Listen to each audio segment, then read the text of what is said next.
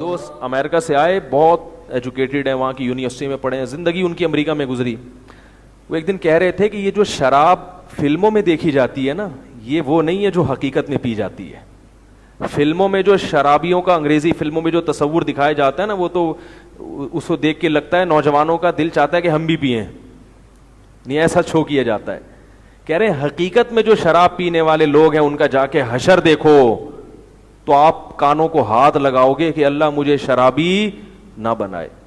انہوں نے کہا جو سنڈے نائٹ ہے نا, اس کے بعد جو صبح کے وقت حال ہوتا ہے, روڈوں پہ لڑکے لڑکیاں اوندھے منہ پڑے ہوئے ہوتے ہیں پی پی کے, جو رات بھر شرابیں پیتے, اور کتنی موتیں ہوتی ہیں ایکسیڈنٹ کے ذریعے شراب پینے کی وجہ سے.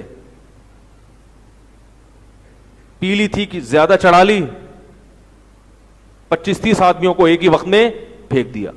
لیکن ان کے میڈیا میں ایک اچھی چیز کیا ہے کہ وہ اپنا نیگیٹو پہلو دنیا کے سامنے نہیں دکھاتے, ورنہ ان کے ہاں جو شراب کی وجہ سے حادثات ہو رہے ہیں. میرے پاس ایک صاحب کا فون آیا کینیڈا سے, انہوں نے کہا کہ جو لوگ شراب پیتے ہیں یہاں اپنی بیویوں کو جس طرح سے ٹارچر کرتے ہیں, وہ ایسا منظر ہوتا ہے کہ وہ بتانے کے قابل, کیونکہ ہوش میں ہی نہیں ہے, اتنا مارتے ہیں, لہو لہان کر دیتے ہیں اس کو مار مار کے, ہوش میں ہی نہیں ہے. بعد میں ہوش آتا ہے تو پتہ چلتا ہے ہم نے کیا کیا. اتنی گندی, یہ جو کہتے ہیں نا عادی ہو جاتے ہیں, عادی وادی کوئی نہیں ہوتا. جب عادی ہوتے ہیں نا شراب کے تو پھر ان کو مزے کے لیے تھوڑی زیادہ پینی پڑتی ہے, وہ پیتے ہیں زیادہ. تو ساری دنیا جانتی ہے بری چیز ہے, مگر اس پہ پابندی نہیں لگا سکتے. کیوں؟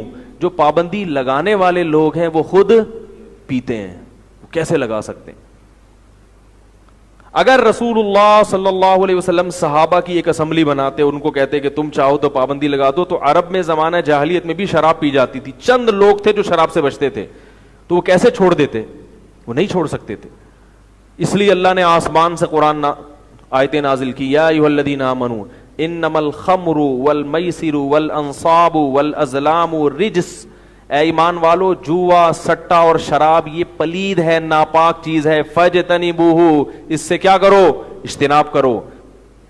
بعض صحابہ کو خیال ہوا کہ شراب میں تو بڑے فائدے بھی ہیں, کیونکہ ہم بعض دفعہ دلائل جو ہے نا اچھے اچھے لیبل لگا کے کسی گندی چیز کو حلال کر لیتے ہیں. یہ بھی انسان میں ایک فالٹ ہے. اصل میں دل چاہ رہا ہوتا ہے پینے کا, تو اب ضمیر ملامت کر رہا ہے تو اس پہ تھوڑا سا ایک لیبل اچھا لگا کے کہ بھائی اس سے آدمی تھوڑی دیر کے لیے ریلیکس ہو جاتا ہے, اور ریلیکس ہونا اچھی بات ہے. کیسے سمجھائیں بھائی؟ دیکھو ریلیکس تو ہوتا ہے نا. اب ایک آدمی ٹینشن میں, اب میں نے ایک شرابی کو کہا یار چھوڑ دو, اس نے کہا دیکھیں ایکچولی اتنی ٹینشنیں ہیں دنیا میں آج کل, بے روزگاری, لوڈ شیڈنگ, مہنگائی, اور سیٹنگیں بھی ناکام ہوتی ہیں بہت زیادہ ہے بھائی, سارا بیلنس ضائع ہو گیا. ٹھیک ہے, تو اتنی ٹینشن میں خودکشی سے بہتر نہیں ہے کہ تھوڑی سی پی لے. پیے گا تو کیا ہوگا؟ تھوڑا سا ذہنی سکون ملے گا. تو عین ممکن تھا کہ کوئی بھی شخص اٹھتا اور یہ افلاطونیاں اور بقراتیاں دکھا کے گندی چیز کو کیا کر لیتا؟ حلال. تو صحابہ کو بھی یہ اشکال ہوا کہ شراب میں طاقت بھی ہے, وقتی طور پہ بڑی طاقت آتی ہے اس سے, شراب پینے سے, اور ذہن بھی سکون میں آ جاتا ہے.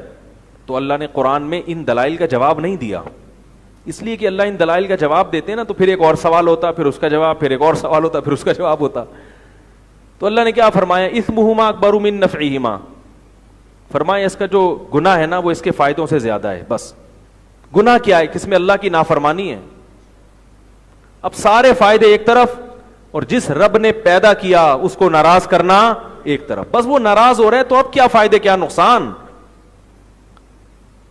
تو اس بحث میں ہی نہیں پڑے کہ فائدے ہیں یا نقصان ہیں. مان لیا کہ فائدے ہیں لیکن نقصان فائدوں سے زیادہ.